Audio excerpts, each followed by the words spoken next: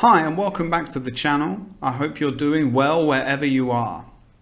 To continue our series on essay writing skills, today I'm going to talk to you about how to write a conclusion that will leave a favourable impression on your marker. As with other videos in this series, it's important to remember that there's no one way to write an essay, and that getting a range of opinions about essay writing and your work will leave you a better writer. But with that out of the way, let's consider how to write a conclusion. When it comes to a conclusion, most of the student essays I read actually make the same mistake time and time again. And that mistake is they don't actually write a proper conclusion. Almost 90% of essays tend to produce the same error of mistaking a conclusion for a summary. If you should take anything away from this video, it is that a conclusion is not a summary. You do not and should not summarize everything you have covered in your assignment. Maybe if your assignment is very long, such as maybe 7,000 to 10,000 words, that might be warranted. But typically student essays are short, about 1,500 or 2,000 words long. They aren't incredibly time-consuming to read, they don't cover a vast amount of information, and so they do not really require you to repeat everything you have already said. You should respect your markers enough to know that they can remember the points that you've made in your assignment that they've only just read about 5 minutes ago. So with that out of the way, what actually is a conclusion, and what should a conclusion do? Well, like an introduction, a conclusion should be kept brief. The introduction and conclusion do not deal with the most critical content of the essay. So you want to be careful about how many words you use here and reserve those words for the main body so that you can discuss a range of points in relation to the question, and also make sure you discuss each point in sufficient depth. As a general rule of thumb, a conclusion should be around the same length as an introduction, so somewhere between maybe 75 to 150 words. So if a conclusion is not a summary, what should you be doing in a conclusion? Broadly speaking, I would say a conclusion has two main aims that you should cover in this order. The first aim of a conclusion is to provide your answer to the question. Looked at differently, you should be tying the ideas that you have covered in your assignment together to clarify the argument you have made, which ties into the question at hand. I think this is where students confuse a conclusion for a summary because they believe this first point requires you to repeat everything you have covered. However, you do not need to do this. You just need to tie things briefly together in a few sentences. For example, you could try and get into the habit of saying something like, in sum, this essay has argued ... or overall, and then provide a statement that answers the question. For example, let's say we just wrote an essay on the debate surrounding whether personality or situations predict behaviour. It's not necessary to restate every point that we made in our assignment, but instead we can return and summarise our initial argument that fed into those points. For example, we could say something like, in sum, while personalities and situations both predict behaviour, neither in isolation are sufficient as an explanation, and behaviour is better understood as an interaction between them. At most here, you might want to briefly tie the main points of your assignment together by noting them in your answer, but make sure you do not re-explain them. For example, we could briefly refer the reader to certain points we made that support the conclusion we're giving, but we don't need to re-explain those points. The second part of your conclusion should focus on leaving the reader with some sort of take-home message. A take-home message is generally a final thought about the topic that you want to leave the reader with. It's likely to be something like an implication of the research area you have examined, maybe about its real-world value or importance, or it might be about a future research direction that this area should go in, or perhaps maybe the research area should try and address an issue that's not yet been fully understood. Whatever you choose, you should ensure your point is not too broad and is related to the assignment at hand.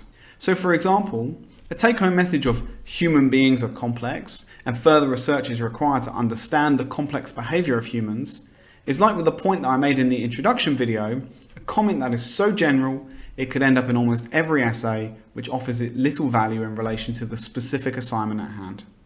So instead, pick out something specific to the topic that your assignment was about. Secondly, you only really need to provide 1 or maybe 2 points as your take-home message, but try to avoid just listing off a bunch of final thoughts about the assignment question.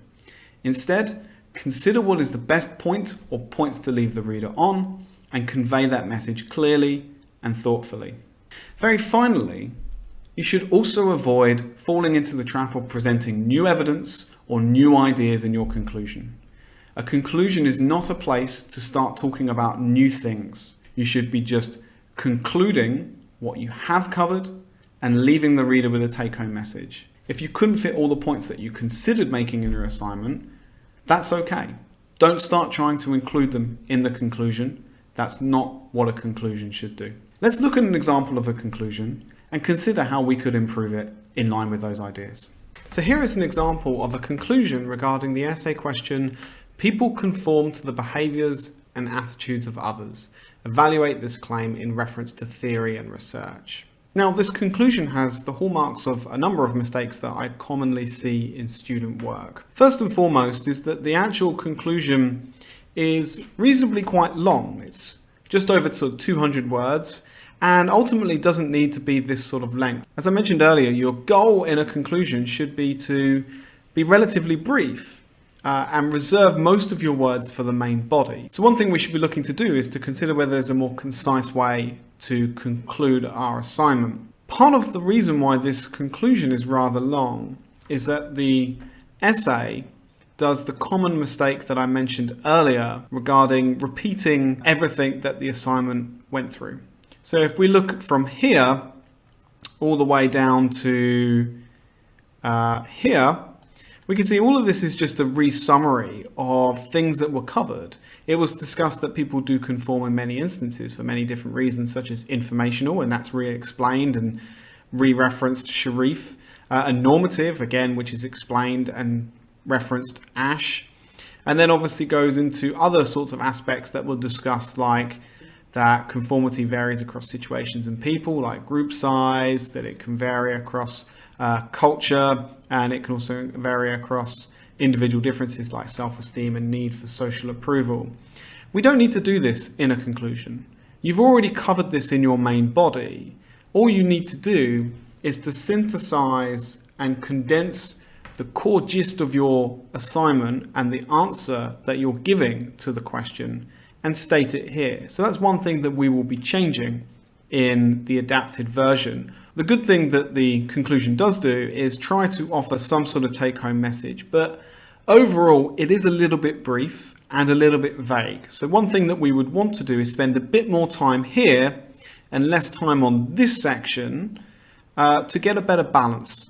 But generally speaking, the actual take-home message that's attempting to be built here is a potentially good one. It just needs to have a bit more depth and a bit more clarification to it. So let's have a look at how we might be able to adapt this conclusion to be more concise and to provide a better balance between summarizing our core argument in relation to the question and building a take-home message.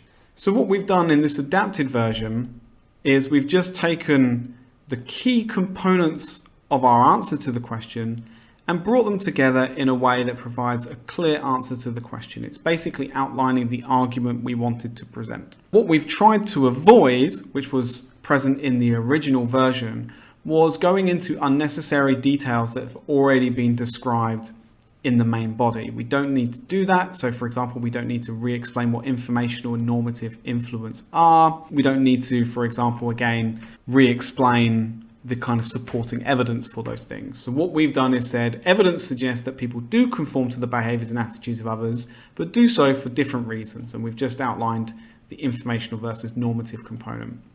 We've also further gone on to summarise our argument to say, however, the extent to which people conform can depend on a number of factors, including culture, the situation. We've given an e.g. here, which is an example of how you might be able to just note an aspect of your answer to the question in how it relates to your overall conclusion. So I've just put group size, and the reader should therefore be able to realize how my main body and conclusion connect. And I've done the same thing here to denote the individual differences. I've put e.g. self-esteem. And then what I've done is I've just unpacked the original take-home message so it has a bit more detail and body and substance to it. So what I've said is future work should try to further understand factors that influence conformity and why people conform. And ultimately that such research can aid in attempting to reduce the influence of conformity on unhealthy behaviours such as binge drinking, or use conformity to promote positive behaviours such as increased pro-environmentalism.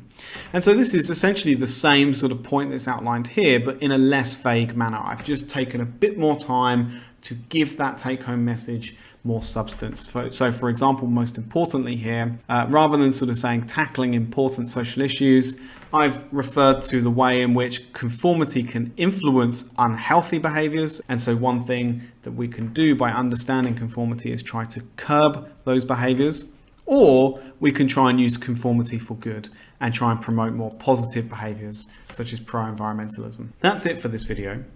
If you like this video, then consider giving it a like and subscribing to the channel to keep up to date with the latest releases. If you have specific suggestions for videos on essay writing that you'd like me to create, then also get in touch via email, Twitter, or Instagram. See you next time. Thank you for watching the Psychology Debrief. If you have any suggestions for new topics, quizzes, or any other content psychology related, feel free to get in touch via email or Twitter. Don't forget to like, share, and subscribe. Bye!